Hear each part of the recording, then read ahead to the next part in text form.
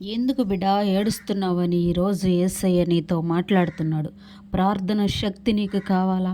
పరలోకం అభిషేకం కావాలా? లేకపోతే యేసయ్య కావాలా? లేకపోతే ఆత్మలో అభిషేకం కావాలా? ఏది కావాలన్నా మన యేసయ్యని అడిగి పొందుకో, ఏడవద్దు. అయ్యా యేసయ్య, ఏలియా ప్రార్థించినప్పుడు అయ్యా నీ శక్తిని పొందుకున్నాడు నాయన. అయ్యా దయతో నన్ను కూడా ఒకసారి జ్ఞాపకం చేసుకోమని యేసయ్యని అడుగు. దానియేలు ప్రార్థించినప్పుడు సింహాల బోనులో నుంచి నాయన విడిపించినావు అని ఒక్కసారి యేసయ్యని అడుగు. అయ్యా ఈ లోకంలో నేను కూడా ప్రార్థిస్తున్నాను ప్రభా, నీతో నడిచే వరమి యేసయ్య, నీ సిలువను మోసే కృపని యేసయ్య అని చెప్పి యేసయ్యని అడుగు.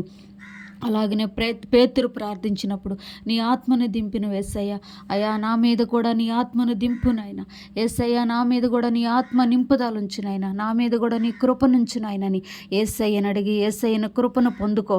ఏడవద్దు, బాధపడొద్దు, అధైర్యపడొద్దు, నీరసిల్లిపోవద్దు.